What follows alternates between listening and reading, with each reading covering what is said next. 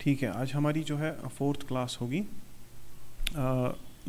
कल की क्लास में आपने जो है ना सेशन मैनेजमेंट का थोड़ा सा हमने पढ़ा था, और मैंने कल कहा था आपको कि दैट सेशन मैनेजमेंट का मतलब होता है कि दैट ऑथेंटिकेशन एंड ऑथराइजेशन। मैंने कल कहा था कि that collectively authentication and authorization को हम एक साथ क्या बोलते हैं, इसको हम बोलते हैं सेशन मैनेजमेंट।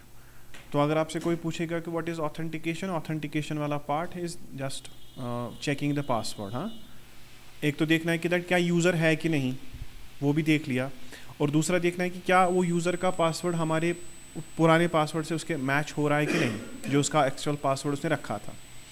तो उससे हमें यूज़र की क्या पता चल जाएगी, उसके क्रेडेंशियल्स पता चल जाएंगे। तो क्रेडेंशियल्स को चेक करना, that is authentication. And then second part is authorization, that is उन क्रेडेंशियल्स को कहीं पे सेव रखना सो दैट कि हमको ये पता चल जाएगी कि दैट क्या ये यूज़र सच में ऑथेंटिकेटेड है या नहीं। तो वो चीज़ हो गई ऑथराइजेशन वाला पार्ट। तो ऑथराइजेशन वाले पार्ट के लिए मैंने आपको कहा था कि that we will be using JWT token. ठीक है, तो JWT टोकन जो है it stands for JSON web token. अब देखो, मैं आपको पहले कंपैरिजन बताता हूँ कि क्या हमारे पास और कोई भी चीज़ है लाइक JWT टोकन, क्या और कोई भी चीज़ है like for example JWT token, ठीक है, वर्सेस क्या था, ज़ीरो ऑथ। ठीक है, ज़ीरो ऑथ।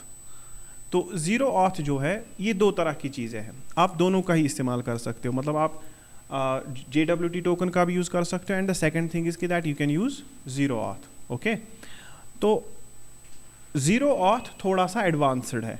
मतलब आप ज़ीरो ऑथ टोकन से भी आप क्या कर सकते हो, ऑथराइजेशन कर सकते हो। लेकिन ज़ीरो ऑथ क्या है, इट्स टोटली आप ये कह सकते हैं कि दैट ये पूरा ही एडवांस्ड है। इसीलिए हम बिगिनर्स के लिए हम ज़ीरो ऑथ जो है ना रिकमेंड नहीं करते। इसको हम कभी कभी ओ ऑथ भी बोलते हैं, या ज़ीरो ऑथ बोलो, कोई बात नहीं। फ़र्क है इसके अंदर। आपको मैं अभी इसमें मैंने देखो गूगल पे सर्च किया तो आप चेक करते हो कि दैट ज़ीरो ऑथ जो है इट्स ओपन ऑथराइजेशन। ठीक है, ओपन ऑथराइजेशन। और जब आप ज़ीरो ऑथ यूज़ करोगे आप कर सकते हो लॉग इन विद गूगल। ठीक है, हम करते हैं ना कभी कभी log in with Google, log in with Facebook, log in with Gmail, या कुछ भी करते हैं ना आप, अलग अलग चीज़ें आप यूज़ करते हैं। यानी कि आप किसी थर्ड पार्टी सोशल मीडिया का इस्तेमाल करते हो ऑथराइजेशन के लिए। वो भी पॉसिबल है अगर आप क्या यूज़ करोगे, अगर आप ज़ीरो ऑथ का इस्तेमाल करोगे। लेकिन फ़िलहाल हम ज़ीरो ऑथ का यूज़ नहीं करेंगे। अभी इसमें ज़ीरो ऑथ 2 भी आ गया है, ज़ीरो ऑथ वर्जन 2.0। तो ज़ीरो ऑथ थोड़ा डिफरेंट है। ये पूरा का पूरा एक ऑथराइजेशन फ्रेमवर्क है। देखो, अगर आप इसकी डेफिनेशन पढ़ोगे, it is zero auth is a framework that defines how application can request and obtain authorization to access resources on behalf of a user. यानी कि एक यूज़र है तो आप उस यूज़र के अगेंस्ट एक टोकन जनरेट करते हो, लेकिन वो थोड़ा सा टोकन जो है ना वो हम जनरेट नहीं करते, वो फेसबुक जनरेट करेगा या वो गूगल जनरेट करेगा। ठीक है, या मान लो लिंक्डइन या कोई दूसरा सोशल मीडिया जिसके थ्रू आप लॉगिन करना चाहते हो। जैसे कि हम कभी करते हैं ना लॉगिन विद गूगल गिटहब, आप गिटहब की मदद से भी लॉगिन करते हो, तो वो टोकन्स वो लोग जनरेट करेंगे। तो इसका मतलब ऑथेंटिकेशन वाला पार्ट भी फिर कौन देखेंगे, वही। तो ज़ीरो ऑथ एक प्रॉपर फ्रेमवर्क है, जिस फ्रेमवर्क का अगर आप यूज़ करोगे तो टोटली वही जो है वही सारा कुछ ऑथेंटिकेशन ऑथराइजेशन वाला पार्ट वही संभालेंगे। इसमें आपको फ़ायदा भी मिलता है, लेकिन इसमें एक चीज़ ये भी है कि दैट आपका पूरा कंट्रोल नहीं रहता चीज़ों के ऊपर।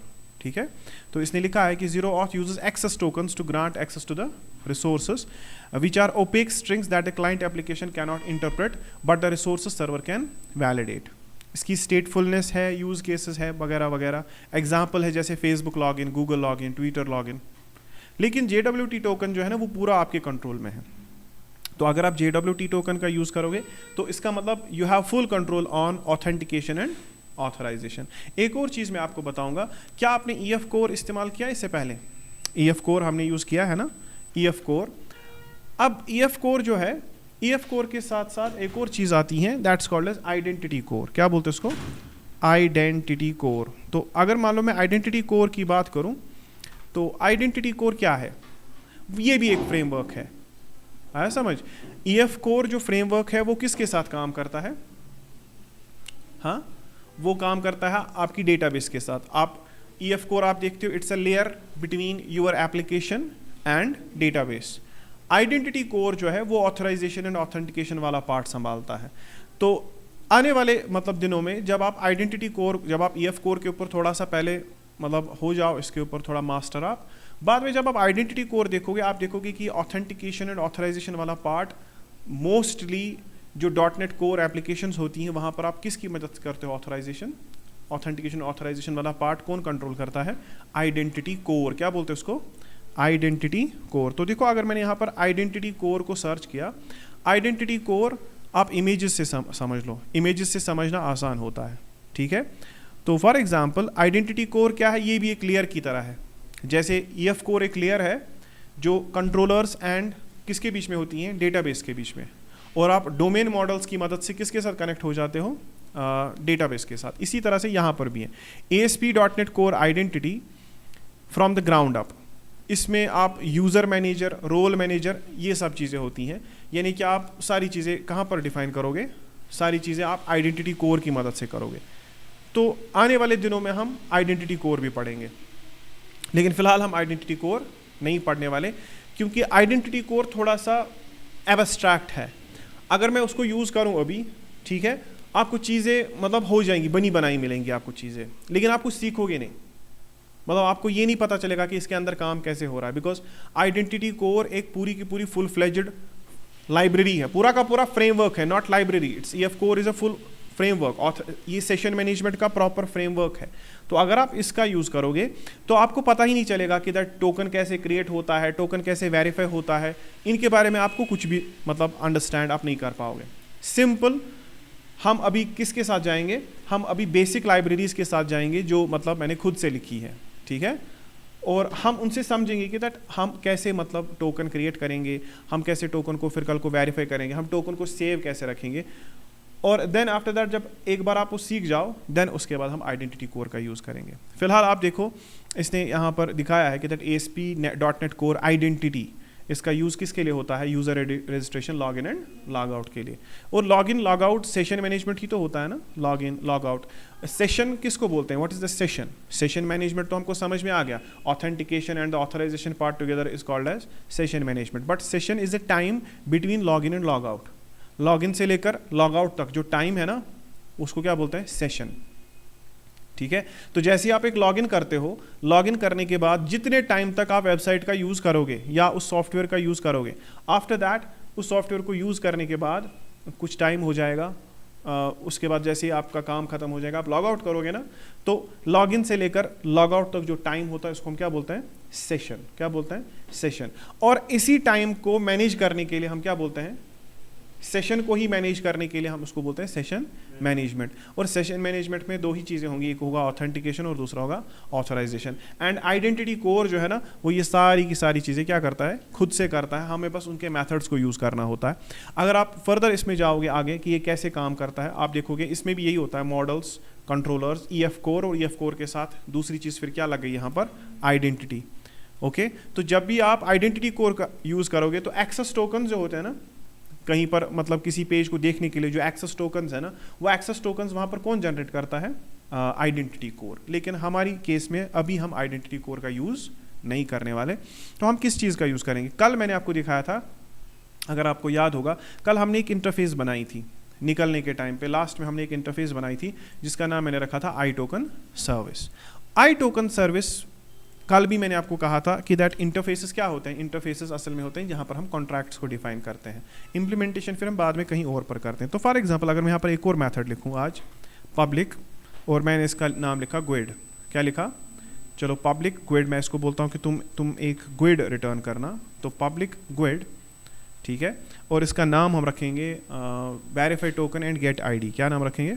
Verify token and get ID। मान लो ये एक मेथड है, verify token and get ID, सही है ना? Verify token and get ID। इसमें हम क्या करेंगे? इसमें हम टोकन को लेंगे एज अ, मतलब एक स्ट्रिंग होगा, एक स्ट्रिंग की तर्ज पर हम एक टोकन को लेंगे, और इस तरह से ये एक और चीज़ मैंने डिफाइन कर दी। तो मैंने क्या लिखा कि I token service is an interface class and we are having two methods here. दो मेथड्स हैं विदाउट इम्प्लीमेंटेशन। एक मेथड है कि क्रिएट टोकन, एक मेथड है उसका नाम क्या है? क्रिएट टोकन, और दूसरा मेथड है हमारा verify token and get ID. ये दोनों ही मेथड्स आपको आगे इन फ्यूचर ज़रूरत पड़ेंगे। टोकन क्रिएट भी करना है आपको और टोकन वेरीफाई भी आपको करना है। लेकिन ये याद रखना कि टोकन क्रिएट करने के टाइम एंड टोकन वेरीफाई करने के टाइम पे एक सीक्रेट की होती है, वो सीक्रेट की आपको रखनी पड़ेगी कहाँ पर, ऐप सेटिंग्स डॉट जेसन में। आपको यहाँ पर एक स्ट्रिंग रखना पड़ेगा, एक रैंडम स्ट्रिंग आपको यहाँ पर रखना पड़ेगा, और वही रैंडम स्ट्रिंग असल में यूज़ होगा टोकन्स क्रिएट करने में। लेकिन वो स्ट्रिंग एक तरह की प्राइवेट की है, प्राइवेट की या जिसको आप बोलते हैं सीक्रेट की। उसका मतलब क्या होता है कि दैट जिस की से आपने टोकन क्रिएट किया, कल को वो वेरीफाई भी उसी की से होगा, ठीक है। यानी कि टोकन को वेरीफाई करना एंड टोकन को क्रिएट करना, उस वक्त वो सीक्रेट की क्या होनी चाहिए, सेम। अगर सीक्रेट कीज सेम नहीं होती है तो उस वक्त आप देखेंगे कि टोकन क्रिएट तो हो जाएगा लेकिन वेरीफाई नहीं होगा, और जब टोकन वेरीफाई नहीं होगा तो वो सीधे ही एरर देगा, बोलेगा कि ये जो है ना ये टोकन सही नहीं है, और उस वक्त भी उस यूज़र को ऑटोमेटिकली क्या हो जाएगा, log out, automatically log out हो जाएगा अगर टोकन वेरीफाई नहीं हुए। तो बात समझो इस चीज़ को। अब हम क्या करेंगे, देखो मैं आपको एक चीज़ दिखाता हूँ। मैंने एक मतलब पहले से ही ये सर्विस जो है ना आई टोकन सर्विस, जैसे ही मैं आई टोकन को सर्विस को सेव करता हूँ, देखो एक जगह पर एरर आ जाएगा, एक जगह पर क्या आएगा, एरर। वो है सर्विसेज में टोकन सर्विस। देखो टोकन सर्विस एरर दे रही है। रीज़न क्या है, क्योंकि token service is taking inheritance from I token service. It means I token service के अंदर जितने भी कॉन्ट्रैक्ट्स डिफाइन हुए हैं उनकी इंप्लीमेंटेशन कहाँ पर होनी चाहिए, यहाँ पर। अब आई टोकन सर्विस ने एरर इसलिए दिया क्योंकि क्रिएट टोकन को तो मैं कर रहा हूँ यहाँ पर इम्प्लीमेंट, मैंने बोला है कि चलो ठीक है नॉन इम्प्लीमेंटेशन एक्सेप्शन थ्रो करना, लेकिन मैं दूसरा मेथड जो मैंने अभी बनाया वो अभी तक मैंने यहाँ पर इम्प्लीमेंट नहीं किया। तो अगर मैं क्विक फिक्स करूँगा इम्प्लीमेंट इंटरफेस, तो आप देखेंगे यहाँ पर एक और मेथड बन के आ गया, and that's name is verify token and get ID. और वो पैरामीटर के तौर पर क्या लेता है, टोकन, और उसके बाद इसने फिलहाल क्या कर दिया, नॉट इम्प्लीमेंटेड एक्सेप्शन यहाँ पर भी थ्रो कर दी। अब देखो मैं क्या करूँगा, मेरे पास एक फॉर एग्जांपल इससे पहले मतलब हमारे पास एक प्रोजेक्ट है, हमने बहुत सारे प्रोजेक्ट्स पे काम किया है, ठीक है। तो हमारे पास यहाँ पर एक P4 वेब MVC जो कि बिल्कुल सेम टू सेम है, ठीक है। इसमें भी हमारे पास एक सर्विस है टोकन सर्विस, ठीक है। मैं इसको कॉपी करके फ़िलहाल आपके प्रोजेक्ट में ऐसे ही डाल देता हूँ, ठीक है। मैं आपको बाद में समझाऊंगा ये कैसे काम करता है। तो फिलहाल Git 7 के P2 वेब MVC में जो हमारी सर्विसेज है वहाँ पर ये टोकन सर्विस डिलीट करके मैं कौन सा वाला डालूंगा, जो मैंने वहाँ से लाया। इसमें फ़र्क कुछ भी नहीं है, सेम टू सेम है। अभी हम देखेंगे कि दैट इसमें क्या फ़र्क है। चलो इसको मैं फ़िलहाल यहाँ पर डिलीट कर देता हूँ, ठीक है। तो अभी कहाँ गया मेरा सर्विसेज में जो टोकन सर्विस है वो ये है। चलो चेक करते हैं, सही है। अब इसमें तो बहुत लिखा है, ठीक है। देखो ये हमने क्या किया है, पिछले 3-4 महीने से हम इसके ऊपर लगे हुए हैं, ठीक है। और हमने ये एक तरह की, जिस तरह से आइडेंटिटी कोर खुद काम करता है ना, आइडेंटिटी कोर जैसे काम करता है, ऐसे ही हमने अपने मेथड्स डिफाइन किए हैं। हमने अपनी एक क्लास बनाई है और हम उसके अंदर चीज़ें क्या कर रहे हैं, डिफाइन कर रहे हैं। तो चलो देखते हैं कि दैट आई टोकन ये एरर क्यों दे रहा है। देखो मैं आपको बताऊंगा ये एरर क्यों दे रहा है। इसमें बहुत मतलब चीज़ें हैं जो आपको देखनी पड़ेगी। पहले मैं इसको ठीक करूंगा, बाद में मैं आपको एक एक लाइन करके इसको समझाऊंगा कि दैट ये क्या कर रहा है यहाँ पर, ठीक है। तो देखो पहली चीज़ इसमें ये बोल रहा है कि आई टोकन सर्विस यहाँ पर इम्प्लीमेंट नहीं हो रहा, ठीक है। पहले देखेंगे आई टोकन सर्विस है क्या, ठीक है। दूसरा ये बोल रहा है कि इम्प्लीमेंटेशन इसकी नहीं हो रही। तो अगर मैं इसको इम्प्लीमेंट करूँ तो इसने यहाँ पर 2 मेथड्स बनाए, कहाँ गया, हाँ क्रिएट टोकन। देखो भाई समझो, आप आराम से समझना, यहाँ पर ट्राई करना इसको समझने की। देखो भाई मैं इसको बड़ा करता हूँ, ठीक है। इसको बड़ा भी करते हैं, डोंट वरी, ठीक है। सही है इतना, हाँ चलो ठीक है, देख लीजिए आप। सबसे पहले टोकन सर्विस का कहाँ से इनहेरिटेंस, आई टोकन सर्विस के साथ। देखो सबसे पहले मैंने एक फील्ड बनाया जिसका नाम मैंने रखा सीक्रेट की, private read only string secret की। तो ये इसका क्या हो गया, प्राइवेट फील्ड, ठीक है ना। ये इसका क्या हो गया, प्राइवेट फील्ड, सही है। आप चाहो तो इस सीक्रेट की को आप बिल्कुल ऐसे बना लो, सीधे सीक्रेट की, नो प्रॉब्लम, वो ज़्यादा अच्छा रहेगा। और यहाँ पर भी मैंने ऐसे कर दिया सीक्रेट की, सो दैट आपको एरर ना दिखाई दे कहीं पर भी, ओके। तो जब हम प्राइवेट फील्ड बनाते हैं, बताओ इस प्राइवेट फील्ड का डोमेन कहाँ पर है, ये टोकन सर्विस के अंदर ही है ना, टोकन सर्विस के बाहर ही अवेलेबल नहीं होगा, because it's a private read only string secret की। अब यहाँ पर आपको याद है कि मैंने आपको कहा था कि जब भी आपको कोई चीज़ ऐप सेटिंग्स में होगी, मतलब अगर आपकी कोई चीज़ ऐप सेटिंग्स में है एंड आप ऐप सेटिंग्स से फैच कर रहे हो, तो हम कौन से इंटरफेस का यूज़ करते हैं? आई कॉन्फ़िगरेशन का। किसका? आई कॉन्फ़िगरेशन। तो मैंने टोकन सर्विस का यहाँ पर क्या बनाया? Primary constructor. आप ऐसे देख लो, आप यहाँ पर ऐसे करोगे CTOR, ठीक है। तो जैसे आपने CTOR किया, CTOR का मतलब क्या होता है? कंस्ट्रक्टर। तो आपने टोकन सर्विस का कंस्ट्रक्टर बनाया। पहले ही आप क्या करोगे? आप लिखोगे यहाँ पर ऐसे आई कॉन्फ़िगरेशन। तो देखो आई कॉन्फ़िगरेशन हमारे पास एक क्लास है, ठीक है, इंटरफेस है। तो आई कॉन्फ़िगरेशन, जो भी इंटरफेसेस होती है ना, इनके सामने हमेशा क्या होता है? आई। तो आई कॉन्फ़िगरेशन, और फिर मैंने लिखा कॉन्फ़िगरेशन। अब बताओ इसका मतलब क्या हुआ? इसका मतलब हो गया कि द टोकन सर्विस क्या है? It's a primary constructor, and इसमें हम कॉन्फ़िगरेशन नाम से एक पैरामीटर ले रहे हैं, जो असल में इनहेरिटेंस कहाँ से ला रहा है? आई कॉन्फ़िगरेशन से। तो जब ये जो कॉन्फ़िगरेशन है, अब इस कॉन्फ़िगरेशन के अंदर आप एक्सेस कर सकते हो ऐप सेटिंग्स को, ठीक है। और ऐप सेटिंग्स में मैंने रखा है किस चीज़ को? सीक्रेट की को। तो फॉर एग्जांपल अगर मैं यहाँ पर लिखूँ ऐसे, मैं ऐसे लिखूँगा सीक्रेट की, तो मैंने लिखा ऐसे सीक्रेट की। क्या लिखा? सीक्रेट की। तो चलो मैंने ऐसे लिखा कैपिटल सीक्रेट की, और फिर मैंने यहाँ पर एक सीक्रेट की लिखी। अब सीक्रेट की क्या होती है? वो कोई भी रैंडम सा स्ट्रिंग होता है, जो कोई मतलब क्या नहीं कर सकता, मतलब जो कोई इमेजिन नहीं कर सकता। तो मैंने एक बहुत बड़ा एक लंबा चौड़ा स्ट्रिंग लिखा।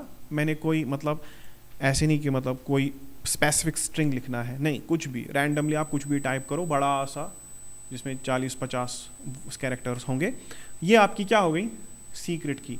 लेकिन ये सीक्रेट की मैं इसका वेरिएबल तो यहाँ पर भी बना सकता था। मैं तो यहाँ पर भी सीक्रेट की को डायरेक्टली लिख सकता था, वैर secret key is equal to something, या मैं लिखता स्ट्रिंग। लेकिन मसला क्या था? कल को जब मैं ये कोड चढ़ाऊंगा किसके ऊपर? गिटहब के ऊपर, तो ऑब्वियसली सीक्रेट की क्या हो जाएगी?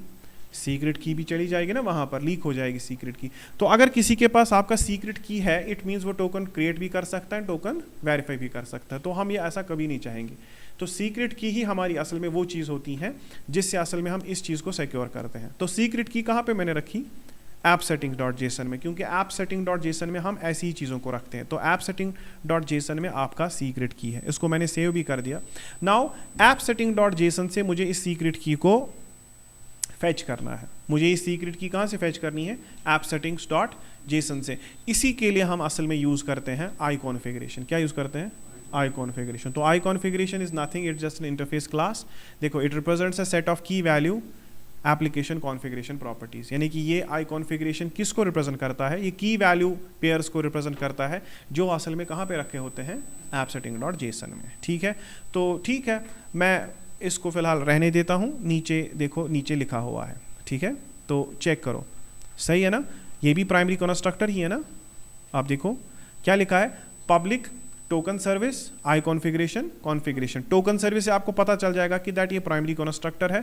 फिर देखो इसमें क्या लिखा है? Secret key is equal to, secret की बराबर है किसके? कॉन्फ़िगरेशन के, और JWT: सीक्रेट की के। और इस चीज़ को आप भूल जाओ फिलहाल, ये क्या है मैं आपको बताऊंगा, मैं आपको समझाऊंगा ये क्या है।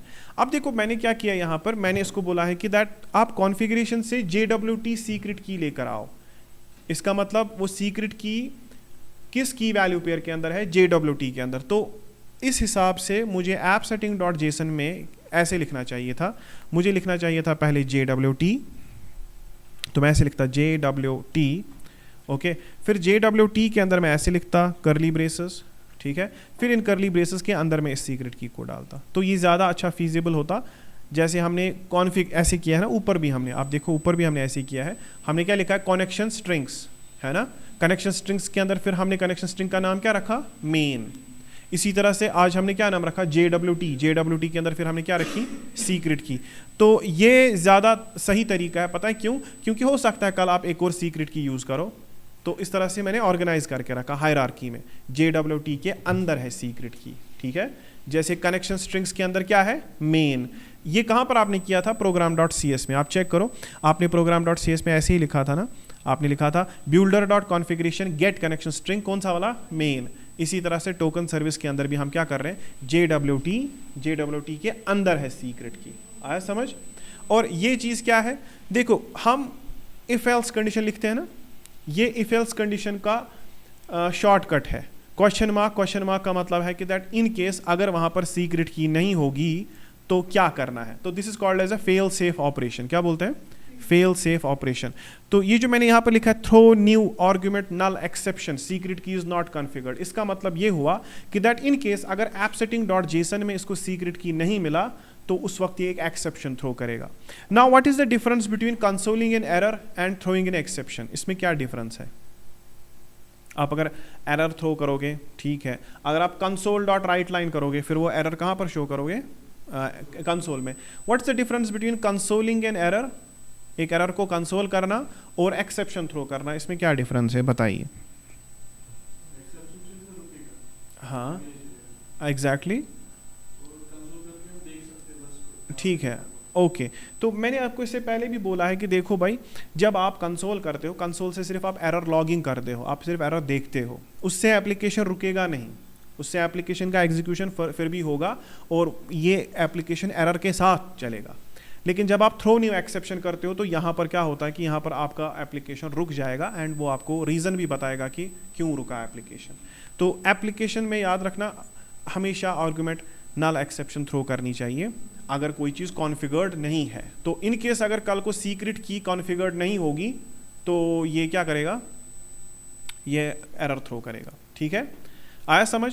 तो सीक्रेट की मैंने एक फॉर एग्जांपल एक वेरिएबल बनाया था, हालांकि अगर आप ऐसे लिखते हो इसमें कोई प्रॉब्लम नहीं है। ठीक है, आप वेरिएबल्स को इनिशियलाइज कर सकते हो किससे? अंडरस्कोर से भी। तो मैंने ऐसे लिखा था बिकॉज मैं फिर आगे एक और जगह पर भी सीक्रेट की का या ये कीवर्ड यूज़ कर रहा हूँ। तो मान लो मैंने ऐसे लिखा है अंडरस्कोर सीक्रेट की, आपको पता है कि C# के अंदर आप इससे भी वेरिएबल्स को इनिशिएट करते हो। तो व्हाट इज़ द सीक्रेट की? Now it's a private field and secret key को हमने सीक्रेट की कहाँ से लाई? हमने सीक्रेट की लाई appsetting.json से। एंड appsetting.json से कोई भी चीज़ को एक्सेस करने के लिए you will be using the iConfiguration class and iConfiguration interface, and iConfiguration interface is actually representing the key value pairs which are present in the appsetting.json, and configuration here is the parameter, and that parameter is taking inheritance from iConfiguration। ठीक है, तो समझ में आ गई बात यहाँ तक? चलो आगे बढ़ते हैं फिर। अब आगे क्या बढ़ना है? अब आगे आपको पता है now we are having this create token method।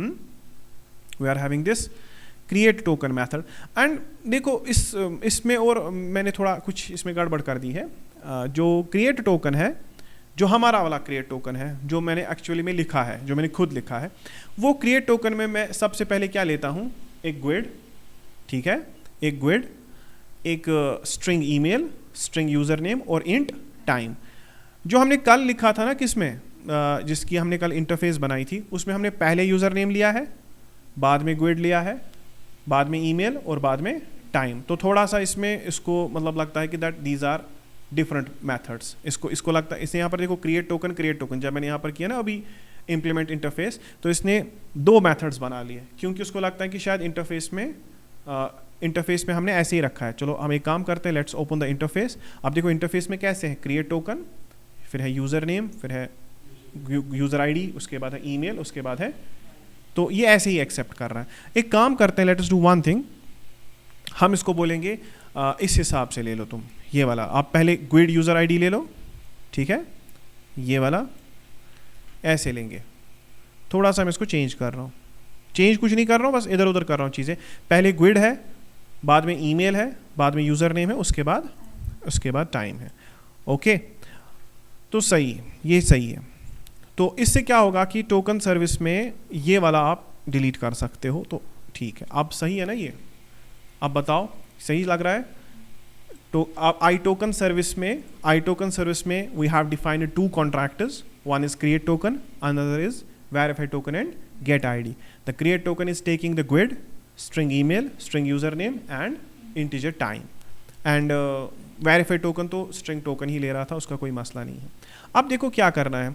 अब अभी तक मेरे पास सीक्रेट की आ चुकी है, हाँ सीक्रेट की मेरे पास है, और अब यहाँ पर क्रिएट टोकन मेथड देखते हैं कि क्रिएट टोकन मेथड क्या करता है।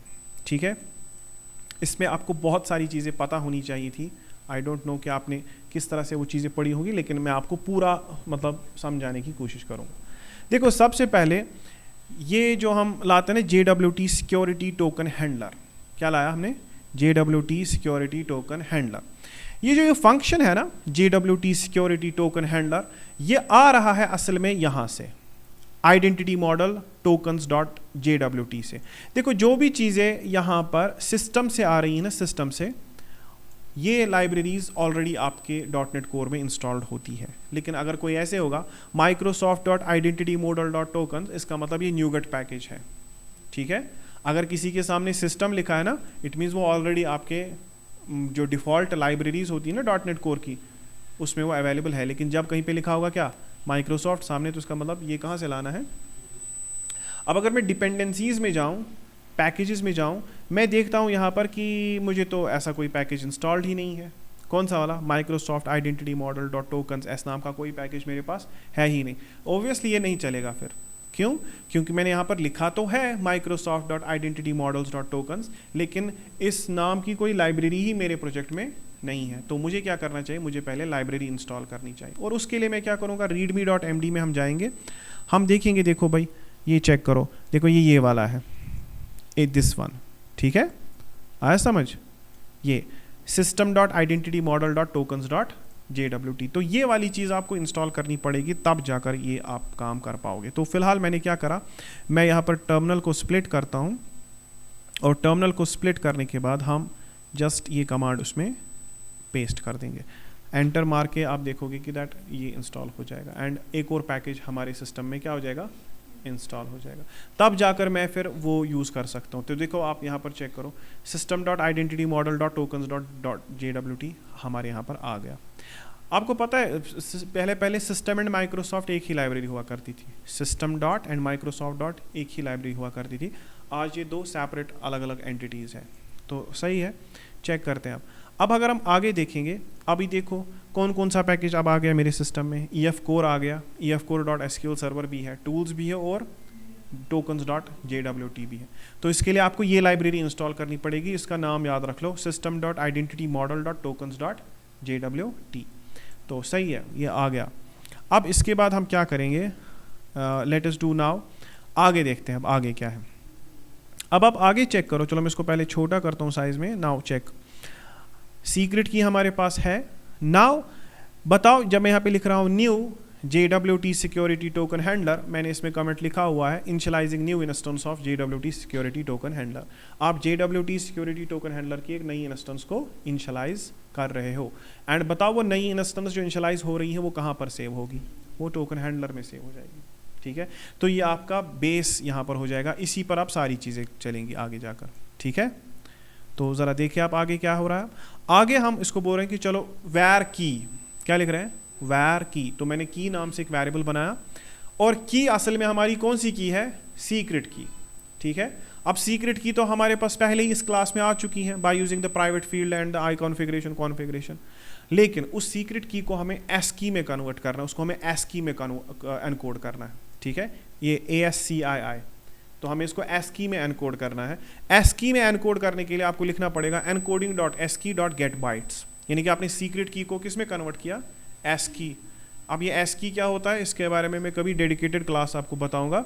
जैसे UTF-8 होता है, ASCII होता है, ये हमारे कैरेक्टर टाइप्स होते हैं, ठीक है ना। वो हैक्स कोड वैक्स कोड जो आपने पढ़ा होगा ASCII, ये उसी में है। तो यहाँ पर सीक्रेट की हमको किस फॉर्मेट में चाहिए, ASCII फॉर्मेट की में। तो इसको फॉर्मेट ASCII फॉर्मेट में कन्वर्ट करने के लिए आई हैव रिटन encoding.ascii.getbytes, और getbytes के अंदर मैंने किसको पुश किया है, सीक्रेट की को। And where is the secret key, secret key is in the appsetting.json, and I configuration class से हम उसको एक्सेस कर रहे हैं। तो यहाँ पर मैंने कमेंट लिखा है सीक्रेट की इन ASCII फॉर्मेट, ठीक है। इसके बाद अब आपको पेलोड बनाना है। पेलोड मतलब क्या होता है, पेलोड का मतलब होता है जैसे मिसाइल के ऊपर आप न्यूक्लियर बम लगाते हो ना, फिर वो मिसाइल जब हम हवा में फेंकते हैं, उस मिसाइल के ऊपर वो जो लगा होता है ना न्यूक्लियर बम, उसको पेलोड बोलते हैं। क्या बोलते हैं, ठीक है। तो पेलोड क्या होता है, जो आपको सेंड करना होता है, जो चीज़ आप ट्रांसमिट करना चाहते हो, इंफॉर्मेशन। अभी उस मामले में, मिसाइल के मामले में हमको क्या ट्रांसमिट करना है, न्यूक्लियर बम, तो न्यूक्लियर बम को ही पेलोड कहते हैं। एंड अगर फॉर एग्जांपल हमको कन्वेंशनल वॉरफेयर में अगर हम देखेंगे, कन्वेंशनल वॉरफेयर में हम सीधा मिसाइल के ऊपर बम रखते हैं, तो वहाँ पर बम को ही पेलोड कहेंगे, ठीक है। यहाँ पर पेलोड क्या है, यहाँ पर पेलोड हमें देखना पड़ेगा कि पेलोड जो है, पेलोड में आप क्या रखना चाहते हो, यानी कि आप क्या क्या रखना चाहते हो JWT में, what type of information you want to store in JWT token. मैं चाहता हूँ कि JWT टोकन में एक तो मैं नाम रखूँ, ठीक है, ईमेल रखूँ और यूज़र ID रखूँ, ये 3 चीज़ें काफ़ी हैं। पासवर्ड नहीं रखना है ना, पासवर्ड रखेंगे तो डिकोड करके कोई पासवर्ड देख लेगा। तो हमने क्या क्या रखनी है, वो क्रेडेंशियल्स जिससे आप लॉगिन नहीं कर पाओ कम से कम। JWT टोकन में हमें सिर्फ वो चीज़ें रखना है जो मतलब फॉर एग्जांपल यूज़ में आएंगी लेकिन उससे लीक भी नहीं होना चाहिए, मतलब क्रेडेंशियल्स टोटली लीक नहीं होने चाहिए। तो फॉर एग्जांपल वैर पेलोड, अब ये देखो, ये यहाँ से लेकर यहाँ तक पेलोड है ये, ठीक है। नाउ पेलोड क्या है, पेलोड भी असल में एक आप ऐसे समझ लो कि ये भी एक क्लास है, ठीक है, और हमें उस क्लास का ऑब्जेक्ट चाहिए। अभी अगर आपको क्लास का ऑब्जेक्ट चाहिए तो आपको फिर उस क्लास को क्या करना है, इनिशियलाइज करना है ना, तभी उस क्लास की जो इंस्टेंस होगी वही आपका ऑब्जेक्ट होगा। ये हमने ऊपर भी किया, देखो JWT सिक्योरिटी हैंडलर, आपने इसको भी इनिशियलाइज किया ना, तो बताओ टोकन हैंडलर क्या है, टोकन हैंडलर इसका ऑब्जेक्ट हुआ ना। फिर इसी तरह से security token descriptor, security token descriptor, security token descriptor, अब आपको इसकी क्लास को, मतलब इस क्लास को इनिशियलाइज करके वहाँ से इसका भी ऑब्जेक्ट जो है ना लेना है, और इसका ऑब्जेक्ट ही जो है वो पेलोड होता है। तो बताओ किस चीज़ का ऑब्जेक्ट पेलोड होता है, सिक्योरिटी टोकन डिस्क्रिप्टर। ये कल मैं एग्जाम में पूछूंगा, मेरे एग्जाम्स का पेपर मैं खुद बनाता हूँ, बाहर से नहीं आते, झूठ बोल रहे होंगे आपको कोई लोग, बाहर से आते, मैं खुद बनाता हूँ, और बाहर से अगर आते तो ठीक था, मैं बनाऊंगा तो वो मुश्किल है, ठीक है। तो ये याद रखना, क्वेश्चन होगा इस तरह से कि which class object is used in identity, sorry इसमें टोकन में, to create what, to create payload. Payload create करना ये किसका ऑब्जेक्ट है, किसका ऑब्जेक्ट है, सिक्योरिटी टोकन डिस्क्रिप्टर का। ओके, तो ऐसे ही क्वेश्चन होंगे वहां पर, आपको भी बोलते हो ना कि दैट क्वेश्चन कैसे होंगे, तो क्वेश्चन इसी तरह से होंगे, question in between the lines आपको देखने पड़ेंगे। तो सिक्योरिटी टोकन डिस्क्रिप्टर का जो क्लास जब आप इनिशियलाइज करोगे वो उसका ऑब्जेक्ट जो है ना वही पेलोड कहलाता है। तो मैंने लिखा var payload is equal to new security token descriptor, इसके अंदर आपने सब्जेक्ट पहले लिखना है, क्या लिखना है, सब्जेक्ट। अब सब्जेक्ट किसका ये है, अब सब्जेक्ट भी तो किसी का ऑब्जेक्ट है, वो क्लेम्स आइडेंटिटी का ऑब्जेक्ट है। क्या है, देखो इसमें हर किसी चीज़ का काम आपको पता होना चाहिए। इसमें JWT security token handler, security token descriptor and claims identity, ये 3 चीज़ें जो है ना, ये 3 चीज़ें आपको याद रखनी है ज़रूरी। ये आपका मेन चीज़ है, initialising the new instance of JWT security token handler. मैंने इसको इनिशियलाइज तो किया अभी, लेकिन यूज़ नहीं किया, की मैंने ASCII में कन्वर्ट कर दी। ओके, पेलोड मैंने अब क्रिएट करना शुरू कर दिया, और पेलोड जो है ना वो ऑब्जेक्ट है किसका, सिक्योरिटी टोकन डिस्क्रिप्टर का। इसके अंदर हमने सब्जेक्ट बांधा, क्योंकि हर किसी JWT टोकन में सब्जेक्ट होता है और सब्जेक्ट के अंदर फिर वो पेलोड होता है। तो सब्जेक्ट जैसे ईमेल होता है ना, ईमेल का क्या होता है, सब्जेक्ट, और क्या होती है इसकी, बॉडी। ईमेल जब आप किसी को करते हो ना उसमें ऊपर होता है ना सब्जेक्ट और बॉडी। इसी तरह से पेलोड में भी आपको सब्जेक्ट और सब्जेक्ट के अंदर क्या रखनी पड़ेगी, बॉडी। अब subject is equal to the new claims identity, उसके बाद अब आपको यहाँ पर क्लेम्स जनरेट करने हैं, जैसा कि आप भी बोल रहे थे कि क्लेम्स, उसमें कुछ क्लेम्स जनरेट करनी है। तो क्लेम क्या क्या, मतलब क्या क्या रखना है टोकन में, किस किस चीज़ को कल को आप वापस रिक्लेम करना चाहोगे, आप क्या क्या रखोगे टोकन में जिसको आप कल को वापस रिक्लेम करना चाहोगे वेरिफिकेशन के टाइम पे, तो उसको हम बोलते हैं न्यू क्लेम। तो मैंने कितनी क्लेम्स बनाई क्लेम्स आइडेंटिटी के अंदर, 3। और देखो ये एरे है, 6 एरे, ये एरे है ना यहाँ पर, तो इट्स एन एरे। तो क्लेम्स आइडेंटिटी को कॉल किया, तो claims identity is just a function, हमने इसकी एक नई इंस्टेंस को इनिशियलाइज कर दिया, और इस फंक्शन के अंदर हमने एरे लिखा, किन चीज़ों का एरे, क्लेम्स का एरे। अब बताओ इसमें क्या क्या क्या रखा, यूज़र आईडी को स्ट्रिंग में कन्वर्ट करके रखो, claim type dot email, claim type dot name.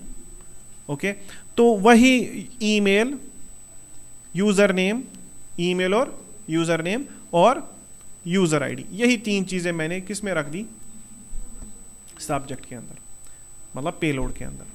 तो पेलोड का सब्जेक्ट जो है ना, पेलोड का सब्जेक्ट यही है, पेलोड का सब्जेक्ट, यही 3 चीज़ें हैं जो असल में हम कैसे ले रहे हैं, जो हम असल में पैरामीटर से ले रहे हैं, यूज़र आईडी, ईमेल और हाँ, यहाँ पर मैंने एक और काम किया, मैंने यूज़र आईडी को स्ट्रिंग में कन्वर्ट किया। पता है क्यों? क्योंकि क्लेम टाइप्स सारी की सारी स्ट्रिंग्स होती है। Claim types dot name identifier ये एक्सपेक्ट करता है स्ट्रिंग को। अब ईमेल तो स्ट्रिंग है, नेम भी स्ट्रिंग है, लेकिन जो हमारा नेम आइडेंटिफायर यानी कि जो यूज़र आईडी है वो स्ट्रिंग नहीं है। तो इसीलिए हमने क्या कर दिया, यूज़र आईडी टू स्ट्रिंग, इस तरह से मैंने एक तरह से गुइड को कन्वर्ट कर दिया किसमें, स्ट्रिंग को, लेकिन आ रहा है वहाँ से गुइड, पैरामीटर में आ रहा है क्या रहा था, गुइड। ठीक है, इसके बाद सब्जेक्ट हो गया सब्जेक्ट। अब इसके बाद है एक्सपायरी। अब ये टोकन एक्सपायर कब होगा? ऐसा तो नहीं है ना कि हम टोकन क्रिएट करेंगे फिर एक्सपायरी भूल जाएंगे। कोई मेडिसिन जब क्रिएट करते हैं उसका एक्सपायरी होता है ना, जैसे पानी आप खरीदोगे, पानी का भी 6 महीने का एक्सपायरी है ना। तो ये याद रखो कि कोई भी चीज़ जो होती है ना, जैसे टोकन, JWT टोकन, हम देखेंगे कि इसको एक्सपायर कब करना है। तो यहाँ पर क्या किया हमने लिखा एक्सपायरी, एक्सपायर्स जो कि सिक्योरिटी टोकन डिस्क्रिप्टर का एक दूसरा चीज़ है। पहला क्या था, सिक्योरिटी टोकन डिस्क्रिप्टर में पहली चीज़ थी सब्जेक्ट में 3 चीज़ें रख दी। इसके बाद expires date time dot UTC now. Date time dot UTC now का मतलब होता है अभी का टाइम, जो आज है, जो अभी टाइम है ना वो। और दूसरा फिर उसमें ऐड मिनट्स, उसमें आप फिर मिनट्स में टाइम ऐड करते हो, और वहाँ पर मैंने फंक्शन के अंदर पैरामीटर किसको डाला, टाइम को। लेकिन टाइम आ कहाँ से रहा है, टाइम भी पैरामीटर है ना, तो टाइम इज ऑल्सो पैरामीटर। तो अगर मैं इसमें टाइम डाल दूँ 60 × 24, 60 × 24, तो बताओ 60 × 24 कितना हो जाएगा? 60 × 24 विल बी 24 आवर्स, क्योंकि यहाँ पर मिनट्स में, क्योंकि मैंने यहाँ पर क्या लिखा, UTC now dot add minutes, यानी कि मैं मिनट्स में इसमें ऐड टाइम कर रहा हूँ। तो ठीक है, वो टाइम का पैरामीटर जो यहाँ पर था वो मैंने यहाँ पर डाल दिया, तो एक्सपायरी भी हो गई। अब ये आपकी मर्जी है कि दैट आप टोकन को कब एक्सपायर करोगे, आप इसमें टाइम डाल दो तो एक्सपायरी का हो जाएगा। उसके बाद साइनिंग क्रेडेंशियल्स। साइनिंग क्रेडेंशियल्स का मतलब है कि जो ये सीक्रेट की है ना, अब आप इसी सीक्रेट की से इस टोकन के ऊपर नीचे सिग्नेचर करोगे, जैसे आइडेंटिटी कार्ड पर आपके प्रिंसिपल सिग्नेचर करते हैं। आइडेंटिटी कार्ड पर जैसे प्रिंसिपल सिग्नेचर, अच्छा आइडेंटिटी कार्ड मैं लाऊंगा, उस पर नाम लिखूंगा, फोटो डालूंगा, वो वैलिड है? उस पर एक्सपायरी लिखी होती है ना। वैसे स्कूल्स के आइडेंटिटी कार्ड 1 साल में एक्सपायर होते हैं, है ना। उस पर क्या क्या लिखा होता है आइडेंटिटी कार्ड पे? नाम, आपके पापा का नाम, फ़ोन नंबर, है ना। किसी आइडेंटिटी कार्ड में ब्लड का ग्रुप भी लिखा होता है ना। और फिर प्रिंसिपल का साइन होगा। विदाउट प्रिंसिपल साइन वो वैलिड नहीं है वो कार्ड, है ना। आप खुद मत बना सकते हो कार्ड, तो इसीलिए आप याद रखो वो प्रिंसिपल का sign is like a secret key. कल को जब वो कार्ड वेरीफाई होगा, क्या वेरिफिकेशन होगी कि इस पर ये सिग्नेचर असल में प्रिंसिपल का है कि नहीं, ठीक है। तो कार्ड में, आइडेंटिटी कार्ड में कितनी चीज़ें होती हैं? सब्जेक्ट में आप अपनी डिटेल्स लिखो, एक्सपायरी, तीसरी चीज़ क्या होगी, साइनिंग क्रेडेंशियल्स। तो 3 चीज़ें हैं। तो बताओ भाई सिक्योरिटी टोकन डिस्क्रिप्टर के अंदर कितनी चीज़ें हैं? Subject, expiry and signing credentials. तो साइनिंग क्रेडेंशियल्स किसकी इंस्टेंस है? न्यू साइनिंग क्रेडेंशियल, यानी कि मैंने साइनिंग क्रेडेंशियल्स। अच्छा, अब आप कहोगे कि signing credentials, claims identity, security token descriptor, JWT security token handler, ये आ कहाँ से रहे हैं? देखो भाई, ये जिन लाइब्रेरी से आए हैं ना, वो सारी की सारी ऊपर खुद से क्या हो जाती हैं, इंपोर्ट हो जाती हैं। तो आपको वो सोचने की ज़रूरत नहीं है कि ये कहाँ से आएगी, ये सारी की सारी ऊपर से इंपोर्ट हो गई। इसमें एक लाइब्रेरी जो थी वो मैंने कहाँ से लाई है, न्यूगेट पैकेज से, ठीक है, ओके। तो ठीक है, यहाँ पर आपने साइन भी कर दिया, लेकिन जब आप साइन करते हो किस से साइन करोगे? आपको एक सिमेट्रिक सिक्योरिटी की चाहिए। क्या चाहिए आपको? एक सिमेट्रिक सिक्योरिटी की चाहिए। सिमेट्रिक सिक्योरिटी की यानी कि वो की जो ASCII फॉर्मेट में कन्वर्ट की थी हमने, वो वाला की जो हमने किस में कन्वर्ट किया, ASCII में कन्वर्ट किया। तो साइनिंग क्रेडेंशियल्स में 2 चीज़ें होती हैं, एक तो की, तो ठीक है, न्यू सिमेट्रिक सिक्योरिटी की, दैट्स अ की जो कि ASCII फॉर्मेट में कन्वर्ट किया था, जिसको हमने आई कॉन्फ़िगरेशन से लाया है, ठीक है। उसके बाद कॉमा लगा के सिक्योरिटी एल्गोरिदम, आप इसको एनक्रिप्ट करोगे ना। अब ये सारा का सारा एनक्रिप्ट करना है, यानी कि आप इसको स्क्रैम्बल करना है, ठीक है। सारी चीज़ें एक जार में भर के अब आप इसको स्क्रैम्बल करोगे सो दैट इसको कोई पहचान ही ना सके, ठीक है। मान लो मैंने 50 रुपये के छोटे छोटे छोटे टुकड़े कर दिए, उसको एक जार में भर दिया, उसके बाद उसको ऐसे ऐसे स्क्रैम्बल करूँगा। बताओ इसको कैसे मिलाओगे वापस? मिला सकते हैं लेकिन टाइम लगेगा, ओके। एंड चलो ठीक है, हमने भी यहाँ पर सीक्रेट की को उठाया, उस सीक्रेट की को हमने किया था ना किस में कन्वर्ट, ASCII में, वही हमारी क्या है, सिमेट्रिक सिक्योरिटी की। अब आप कहोगे सर आपको कैसे पता कि सिमेट्रिक सिक्योरिटी की चाहिए यहाँ पर? देखो जब आप साइनिंग क्रेडेंशियल्स पर ऐसे करोगे ना हवर, आपको वहीं से ये बोलेगा कि साइनिंग क्रेडेंशियल्स के पैरामीटर्स क्या है। साइनिंग क्रेडेंशियल्स के पैरामीटर्स है एक सिक्योरिटी की और दूसरा एल्गोरिथम, और इस मेथड के ओवरलोड भी है, इस मेथड का ओवरलोड भी है, यानी कि एक और मेथड भी है इसी नाम से, लेकिन उसमें पैरामीटर्स डिफरेंट होंगे। तो बताओ साइनिंग क्रेडेंशियल्स के क्या क्या है, साइनिंग क्रेडेंशियल्स में क्या क्या डालोगे? एक तो आप डालोगे की, जो कि कौन सी की होनी चाहिए, सिमेट्रिक सिक्योरिटी की। सिमेट्रिक सिक्योरिटी की का मतलब ही होता है कि वो ASCII फॉर्मेट में होनी चाहिए। तो ठीक है, वो तो आ गई है ना, वो तो आ गई। दूसरा क्या है, दूसरा है एल्गोरिथम। अब इसमें एल्गोरिथम क्या है, उसको बोलते हैं HMAC SHA 256। क्या बोलते हैं? HMAC SHA 256। ये 256 बिट का एल्गोरिथम है जिसको तोड़ते तोड़ते 200 साल लग जाएंगे। ठीक है, आया समझ? यानी कि अगर मेरे पास एक हैवी कंप्यूटर होगा, बड़ा अच्छा खासा कंप्यूटर, फिर अगर मेरे पास कोई सीक्रेट की होगा, नाउ मैं चाहता हूँ कि मैं इस सीक्रेट की को वापस किस में कन्वर्ट करूँ, एक्चुअल में। जैसे मैंने आपको एग्जांपल दी कि आप एक 50 रुपीज़ को ले लो, उसको 50 टुकड़े करो, 50 टुकड़े छोटे छोटे छोटे छोटे 100 कर लो, ठीक है, या चलो 256 टुकड़े करते हैं इसके। बताओ जितने आप इसके टुकड़े करोगे उतना ही टाइम कल को इसको वापस जोड़ने में लगेगा ना। तो हम यहाँ पर एल्गोरिथम लगाएंगे कौन सा, HMAC SHA 250। तो सिक्योरिटी एल्गोरिथम्स में आपने कौन सा एल्गोरिथम चुना, 256 बिट वाला एल्गोरिथम। और इस एल्गोरिथम को वापस लाने में it's like a mathematical equation जिसका A to Z तो है लेकिन Z to A नहीं है। देखो कोई भी मैथमेटिकल इक्वेशन दो तरह से काम करती है, मैं आपको बताऊं। मान लो आपके पास कोई लीनियर इक्वेशन है, मैथमेटिक्स जानते हो ना, या क्वाड्रेटिक इक्वेशन है, आप उसको सॉल्व कर रहे हो। क्वाड्रेटिक इक्वेशन को कैसे सॉल्व करेंगे? By splitting the middle term, और हम डिस्क्रिमिनेंट मेथड यूज करेंगे, ठीक है ना। तो जब आप डिस्क्रिमिनेंट मेथड से करोगे यूज, आपको नीचे आंसर आया, अगर मैं आंसर को वापस पीछे पीछे पीछे पीछे ले जाऊं, क्या मुझे क्वेश्चन वापस मिलेगा? हाँ, क्योंकि मैथमेटिक्स का ये उसूल है। अगर आप मैथमेटिक्स में एल्गोरिथम को फॉलो करते हो एंड आपको, चलो मैं आपको ऐसे समझाऊं, क्वाड्रेटिक इक्वेशन को हम स्प्लिट द मिडल टर्म करते हैं तो हम उसको फैक्टराइज करते हैं, है ना। अगर आपके पास पहले से ही फैक्टराइज्ड होगा, क्या आप उसको वापस क्वाड्रेटिक इक्वेशन नहीं बना सकते? इसका मतलब वो दोनों साइड से काम करता है। आप क्वेश्चन को आंसर बना सकते हो, आंसर को वापस क्वेश्चन। लेकिन इस तरह के जो एल्गोरिथम होते हैं ना, HMAC SHA 256 एल्गोरिथम्स, इस तरह के एल्गोरिथम्स, आप क्वेश्चन को आंसर तो बना सकते हो लेकिन आंसर वापस क्वेश्चन में, यानी कि ये वन वे होता है, यहाँ से तो जा सकते हो लेकिन वापस नहीं आ सकते। अब इससे क्या होगा कि इससे जब ये टोकन, जो टोकन क्रिएट हुआ, जब ये टोकन स्क्रैम्बल हो जाएगा, स्क्रैम्बल तो आप कर सकते हो लेकिन अनस्क्रैम्बल नहीं होगा, और वही चीज़ असल में सिक्योरिटी है। अब अगर कोई चाहेगा भी इसको अनस्क्रैम्बल करना, उसको बहुत टाइम लगेगा, तब तक में भी आपने अपना पासवर्ड ही चेंज किया हो। हाँ, तो इसीलिए ये जो HMAC SHA 256 है ना, ये असल में एक सिक्योरिटी एल्गोरिथम है। बहुत सारे सिक्योरिटी एल्गोरिथम्स हैं, लाइक 32 बिट के, 64 बिट के, ये 256 बिट का एल्गोरिथम है। इट मीन्स 2 raised power 256, ठीक है, सॉरी 2 raised power 8।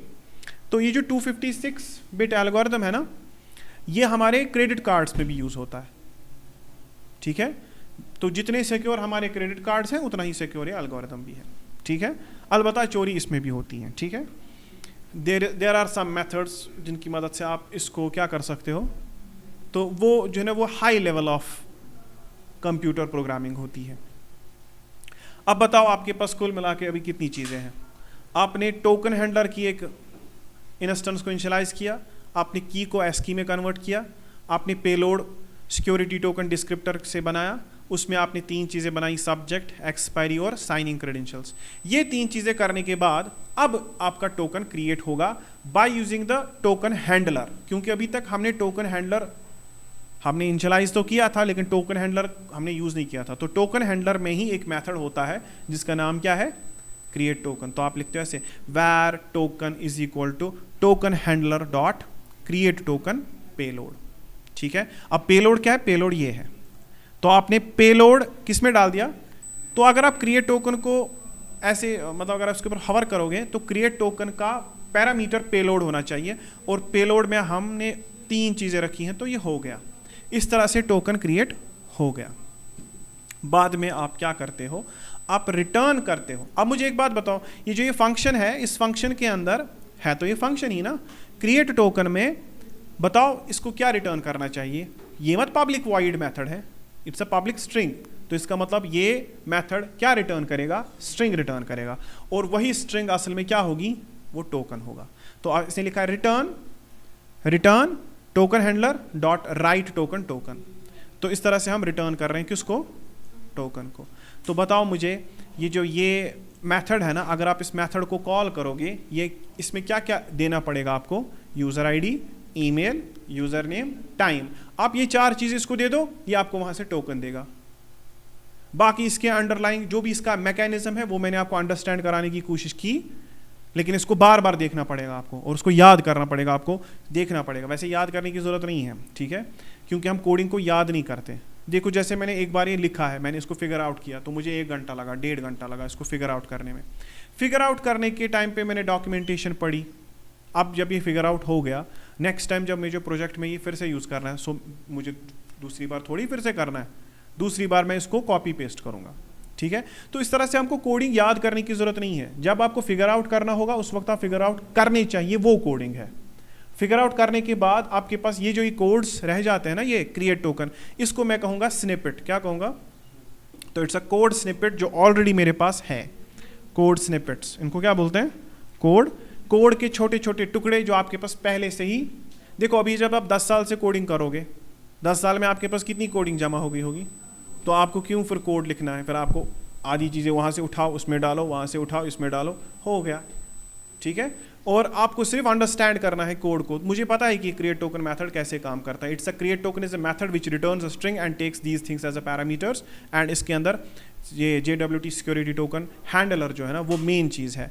तो इस तरह से हमने टोकन को क्रिएट किया, फिर वही टोकन हमने रिटर्न किया, किससे, token handler dot write token method से, token handler dot write method. देखो आप चेक करो, टोकन हैंडलर, ठीक है, इसके अंदर क्या क्या मेथड्स हैं। टोकन हैंडलर के अंदर है क्रिएट टोकन, ठीक है, create security token reference, create JWT security token, create encoded JWT and can write token. और अगर आप यहाँ पर लिखोगे राइट, तो ये राइट टोकन भी इसमें मेथड है। ओके, तो चलो ये चीज़ हो गई है। अब हम देखते हैं कि इसको हम कैसे यूज़ करेंगे। देखो first of all this is an service, हाँ, ये एक सर्विस है, और इस सर्विस का बाज़ाबिता से एक इंटरफेस भी है। अब सर्विस का इंटरफेस है, इसका मतलब इसकी इंटरफेस को आपने फिर पूरे के पूरे एप्लीकेशन में इंजेक्ट करना होगा। क्या करना होगा, इंजेक्ट, और उसी चीज़ को आप बोलते हो डिपेंडेंसी इंजेक्शन। तो देखो आज आप सही मायने में देखोगे डिपेंडेंसी इंजेक्शन। आप देखो डिपेंडेंसी इंजेक्शन क्या करेंगे हम, लास्ट में हमने एक और डिपेंडेंसी इंजेक्शन भी किया था जब हमने लिखा था builder.services.add DB कॉन्टेक्स्ट। देखो ये सही मायने में असल में डिपेंडेंसी इंजेक्शन नहीं है, तो ये तो हमने सर्विस इंजेक्ट की है यहाँ पर। एक्चुअल डिपेंडेंसी इंजेक्शन जो है वो इस तरह से है, वो हो गया builder डॉट, ठीक है, सर्विसेज, builder डॉट सर्विसेज। ये मैंने कहाँ पर गड़बड़ कर दी, builder सही स्पेलिंग है, builder डॉट, मुझे इतना बड़ा देखने की आदत नहीं है, builder, ठीक है, dot services dot add singleton. क्या होता है, एड सिंगल टन, कितने टन, हाँ सिंगल टन। इसमें 3 मेथड है, इसमें भी कितने मेथड है, एक होता है सिंगल टन, दूसरा होता है स्कोप्ड, दूसरा होता है ट्रांजिएंट। क्या होता है, ट्रांजिएंट। 3 मेथड्स है, builder dot services, add singleton, transient and scoped. कितनी चीज़ें हैं। अब आप कहेंगे कि सर ये क्या है, इसको बोलते हैं डिपेंडेंसी इंजेक्शन लाइफ टाइम। क्या बोलते हैं, डिपेंडेंसी इंजेक्शन लाइफ टाइम। समझाता हूँ मैं इसको, समझो इसको। तो अगर मैं यहाँ पर लिखूँ अभी डिपेंडेंसी इंजेक्शन लाइफ टाइम, क्या लिखेंगे, dependency injection life time, injection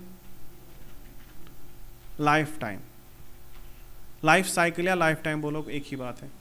तो यहाँ पर ये बोलता है कि ट्रांजिएंट सर्विस, देखो कितनी चीज़ें हैं, transient service, scoped service, singleton service, ये सारे एफिशिएंसी के मामले हैं। अभी आप इन मामलों में मत पढ़ो, ठीक है, लेकिन फिर भी थोड़ा सा इंसान को पता होना चाहिए कि दैट कुछ वहाँ पर हो रहा है। देखो ट्रांजिट सर्विस जो है ना, ट्रांजिट, पहले हम सिंगलेटन से शुरू करेंगे, मैं उल्टा शुरू करूँगा, सिंगलेटन इज़ बेस्ट।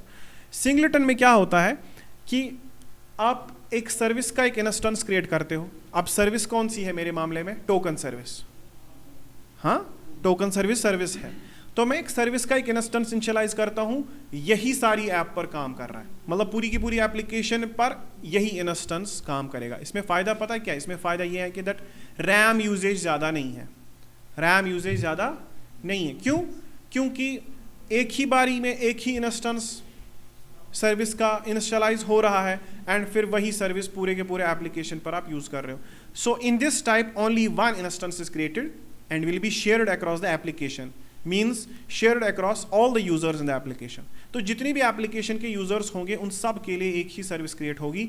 इस तरह से आपके रिसोर्सेज बचेंगे, सर्वर पे लोड नहीं बढ़ेगा। इसको हम बोलते हैं सिंगलेटन सर्विस।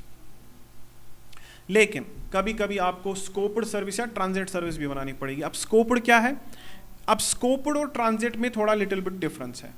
ट्रांजिट में जब भी आप एक यूजर एपीआई कॉल करता है, जब भी एक यूजर एक एपीआई कॉल करता है, एक नया का नया इंस्टेंस इनिशियलाइज हो जाता है उस यूजर के लिए, ठीक है। यानी कि किस यूजर आख इंस्टेंस पानुन, जैसे हम बोलते हैं कि कभी शेयरिंग करो, नहीं मैं शेयर नहीं करूंगा बस अलग गाइड में कोई नहीं, ठीक है। तो वो हो गया ट्रांजिट। क्या हो गया? ट्रांजिट, यानी कि हर किसी यूजर के लिए, ठीक है। When you ask, whenever you ask for the, अब आस्क कौन करेगा? ऑब्वियसली इंस्टेंस या ऑब्जेक्ट के लिए आस्क कौन करेगा? जो एप्लीकेशन का यूजर होगा। तो उसके लिए एक पूरा का पूरा नया इंस्टेंस ही क्रिएट हो जाएगा। इसको बोलते हैं ट्रांजिएंट। सिंगलेटन समझ में आया?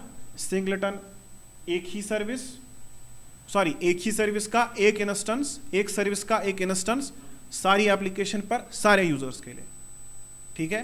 ट्रांजिएंट क्या है? जो आस्क करेगा, आस्क यूजर करेगा ना, उसके लिए क्या, हर किसी यूजर के लिए एक, हर किसी एपीआई कॉल के लिए अलग, ओके। स्कोप्ड सर्विस इनके बीच में है, आया समझ? स्कोप्ड सर्विस क्या है? इनके बीच में।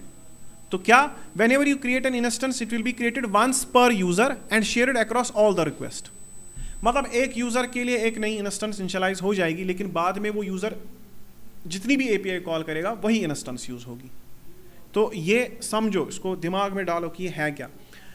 Transient is for every API call there is an new instance of an service. एक सर्विस का नया इंस्टेंस एवरी टाइम जब भी आप एपीआई कॉल करो। ये सबसे ज्यादा मुश्किल होता है सर्वर के ऊपर, क्योंकि आपको हर एक यूजर के लिए सर्विस का नया इंस्टेंस इनिशियलाइज करना है, ठीक है। समझ रहे हो? आया समझ? सिंगलेटन सर्विस ऑब्वियसली ये सर्वर के लिए बहुत अच्छा है, क्योंकि सारे यूजर्स के लिए क्या है, एक ही सर्विस, यही यूज करो, दूसरा नहीं मिलेगा, ठीक है। स्कोप्ड सर्विस में क्या है कि दैट एक यूजर ने कॉल किया पहली बार, एक नई इंस्टेंस इनिशियलाइज हुई, लेकिन बाद में इसी यूजर के लिए है ये, ठीक है। तो इस यूजर की जितनी भी एपीआई कॉल्स होंगी, इस यूजर की जितनी भी एपीआई कॉल होगी, उसमें यही सर्विस का इंस्टेंस इनिशियलाइज जो हुआ है वही यूज होगा। ये इन बिटवीन है ट्रांजिट सर्विस और सिंगलेटन सर्विस के बीच में।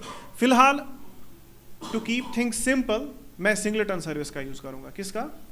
तो इस चीज को हम क्या बोलते हैं, देखो इसको आप घर पर समझोगे, कोशिश करोगे इसको समझना, एंड बहुत अच्छी अच्छी डायग्राम्स हैं यहाँ पर जिनसे ये आप समझ सकते हो। देखो जैसे ये एक यूज़र है, सर्विस है, इंजेक्ट सर्विस, तो ये दिखा रहा है कैसे कैसे काम हो रहा है, ठीक है। तो आप इनसे मतलब सीख सकते हो कि ये कैसे काम करता है, ठीक है। आए समझ? तो this is called as dependency. हाँ सच में? तो ठीक है, जाओ। ओके, आया आपको समझ? तो इट्स अ डिपेंडेंसी इंजेक्शन। मैं ये डिपेंडेंसी इंजेक्शन कंप्लीट करता हूं, मैं इसको लिखता हूं, बाद में हम भी खत्म करते हैं, ठीक है। तो अब आपको समझ में आ गया क्या करना है। तो मैंने क्या लिखा, builder dot services dot add transient, लेकिन मुझे ट्रांजिएंट नहीं करना है, मुझे क्या करना है, मुझे सिंगलेटन करना है। तो सिंगलेटन, तो सिंगलटन, देखो सिंगलेटन में यहाँ पर भी लिखा है add a singleton service of the type specified in the service type with an implementation of the type specified in implementation type to the specified I service collection. समझ में आया? नहीं आया है ना? इनकी इंग्लिश ऐसी ही होती है, तो इसीलिए कोशिश करना चाहिए वहाँ से समझना। तो ऐड सिंगलेटन के बाद आप ऐसे करो और इसको कॉल करो, ठीक है। इट्स अ टाइप्ड डॉक्यूमेंट, मतलब ये टी टाइप है। टी टाइप मतलब आपको इसमें टाइप बतानी पड़ेगी इसको। और बताओ इसकी टाइप क्या है भाई? आई टोकन सर्विस। आपको क्या डालना पड़ेगा इसमें? आई टोकन सर्विस। आपको इंटरफेस डालनी है, इम्प्लीमेंटेशन नहीं। आपको क्या डालनी है? और पता है मुझे कैसे पता चला? क्योंकि आपको समझ में नहीं आया इसने क्या बोला, मुझे लेकिन समझ में आया था। Okay, add a singleton service of a type specified in the I token service to the specified I service collection. जिनके सामने भी आई लिखा होगा ना, इसका मतलब वो इंटरफेसेस है। इसका मतलब इसमें इंटरफेस जाएगी, इसमें सर्विस नहीं जाएगी। अब ये जो है ना, ये भी इंजेक्शन था, ये भी सर्विस इंजेक्शन था, लेकिन ये जो है ना, इसमें हमने सिंगलेटन थोड़ी यूज़ किया, हमने किया एट डीबी कॉन्टेक्स्ट। तो इसका अपना ही चलता है। एट डीबी कॉन्टेक्स्ट एक प्रॉपर का मेथड है, ठीक है। और ये एट डीबी कॉन्टेक्स्ट असल में आया है ना कहाँ से? उस एसक्यूएल डीबी कॉन्टेक्स्ट से। ये तो ईएफ कोर का है। तो ईएफ कोर के अंदर कुछ अपने मेथड्स है, किसके? डिपेंडेंसी इंजेक्शन के। और क्या एसक्यूएल सर्विस हमने लिखी थी? एसक्यूएल डीबी कॉन्टेक्स्ट हमने लिखा है? नहीं। SQL dB context is a class, ठीक है, which is having inheritance from dB context. तो वो तो ईएफ कोर से आया है ना, तो ये थोड़ा डिफरेंट होता है। This thing is different, this service injection is different. क्यों? क्योंकि इसमें जो हमने एट डीबी कॉन्टेक्स्ट लिखा है ना, ये ईएफ कोर का है। ये भी सर्विस इंजेक्शन ही है, लेकिन इसके ऊपर हमारा कंट्रोल नहीं है। हम इसमें सिंगलेटन ट्रांजिट स्कोप नहीं कर सकते। इसमें मेथड ही है एट डीबी कॉन्टेक्स्ट। बाद में अल्लाह जाने कि इसके अंदर क्या हो रहा है, इसके अंदर स्कोपड हो रहा है, सिंगलेटन हो रहा है, किस ट्रांजिट हो रहा है, हमें इसके साथ नहीं है। अलबत्ता ये चीज़ प्रॉपर डिपेंडेंसी इंजेक्शन हुआ, ठीक है। तो this is a proper dependency injection, ठीक है भाई। Okay, dependency injection with what? At singleton lifetime. इसका लाइफ टाइम क्या है? At singleton. इसका मतलब ये एक बार सर्विस जनरेट होगी, एक बार इस सर्विस का एक इंस्टेंस क्रिएट होगा, देन जब तक ये एप्लीकेशन चलती है ना, तब तक वही रहेगा सारे यूजर्स के लिए, ठीक है। ऑब्वियसली मैंने इसको सिंगलेटन इसलिए रखा बिकॉज लॉगिन कितनी ही बार लोग करेंगे, एक बार किया बाद में थोड़ी हर रोज login log out login log out login log out करते रहेंगे, है ना। तो ये इतना हैवी नहीं है, तो प्रॉब्लम नहीं है, सिंगलेटन पे चल जाएगा।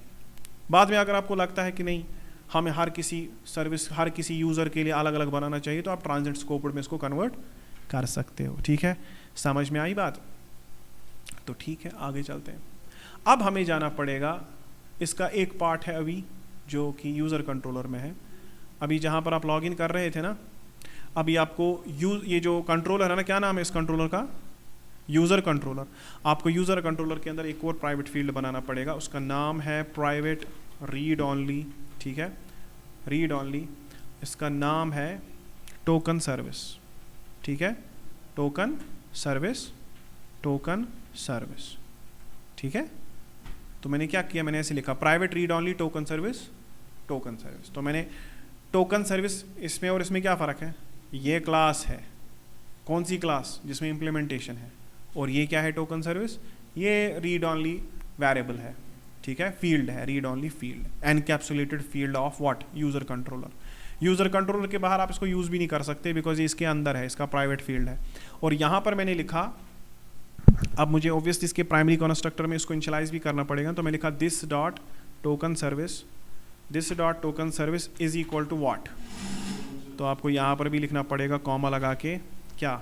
टोकन सर्विस, ठीक है, token service, token service, token service, ठीक है। तो आपने इसके प्राइमरी कंस्ट्रक्टर में टोकन सर्विस को क्या ले लिया? एज अ पैरामीटर, और वहाँ से आप इनको एनकैप्सुलेटेड फील्ड की तरह ले रहे हो। फिर आप इसको बोल रहे हो कि that this dot token service, यानी कि जो अभी प्रेजेंट कॉन्टेक्स्ट में टोकन सर्विस है और वो ये है, ये और ये टोकन सर्विस आपस में सेम है, तो सही हो। ये इस तरह से टोकन सर्विस आपने किसके साथ, अब आपने सर्विस को इंजेक्ट किया कहाँ पर? आपने सर्विस को इंजेक्ट किया किस में? कंट्रोलर के अंदर। अब आप इस इनके मेथड्स यूज कर सकते हो। बताओ टोकन सर्विस के अंदर कितने मेथड्स हैं? टोकन सर्विस के अंदर 2 मेथड्स हैं, कौन कौन सा, create token and verify token and get ID, है ना। तो बताओ मैं इस मेथड को कहाँ पर यूज़ करूँगा, चेक पास के टाइम पे मैं इसको बोलूँगा इफ़ चेक पास, तो what should happen, token create होना चाहिए ना, तो मैं लिखूँगा टोकन सर्विस डॉट, देखो उसमें मेथड है क्या, क्रिएट टोकन, कॉल किया, ठीक है ना, कॉल किया मेथड को। लेकिन क्रिएट टोकन में क्या क्या चीज़ें आपको चाहिए, इसके पैरामीटर्स देने पड़ेंगे ना। बताओ पहला इसका पैरामीटर क्या है, आप हवर करो वहाँ पर पता चल जाएगा। इसका पहला है यूज़र आईडी। अब आपको यूज़र आईडी कहाँ से पता चलेगी, ऑब्वियसली यूज़र आईडी है यहाँ पर कहीं पे, एग्जैक्टली है एग्जिस्टिंग यूज़र डॉट उसकी यूज़र आईडी, क्योंकि वही तो है, वही तो लॉगिन करना चाहता है ना, वही तो लॉगिन करने की कोशिश कर रहा है। एग्जिस्टिंग यूज़र जो कि हमारे डेटाबेस में है, उसी को तो लॉगिन करने की पड़ी है। तो ठीक है, बताओ दूसरा पैरामीटर क्या है, दूसरा पैरामीटर है उसकी ईमेल। तो वो कहाँ पर होगी, वो यूज़र डॉट ईमेल, क्योंकि user is a login view, उसमें ईमेल है ना, है, हाँ। तो यूज़र की ईमेल, यूज़र डॉट ईमेल। बताओ और क्या चाहिए, यूज़र नेम। अभी यूज़र नेम कहाँ से लाओगे, एग्जिस्टिंग यूज़र का यूज़र नेम। आपको ये चीज़ें इसमें भरनी है शॉर्ट में, है ना, कहीं से भी लेकर आओ। एग्जिस्टिंग यूज़र की यूज़र आईडी, यूज़र का ईमेल और एग्जिस्टिंग यूज़र का यूज़र नेम, ठीक है। और लास्ट में टाइम में देता हूँ 60 × 24। बताओ कितना हुआ वो, एक दिन। अगर मैं इसमें इंटू करूँ 30, इसका मतलब ये टोकन जो है ना, ये क्रिएट होगा फॉर 30 डेज, ठीक है, फॉर 30 डेज। 60 × 24 × 30, simple mathematics. तो इस तरह से टोकन क्रिएट हो जाएगा। तो टोकन क्रिएट हो गया, ठीक है। अब टोकन क्रिएट हुआ, नेक्स्ट जो हम कल काम करेंगे, अब हमारा काम है इस टोकन को कुकीज़ में सेव करना, वो हमारा कल का काम होगा, ठीक है। ओके, समझ में आया, गुड। चलो आज की क्लास यहाँ पर बंद, कल मिलते हैं। हाँ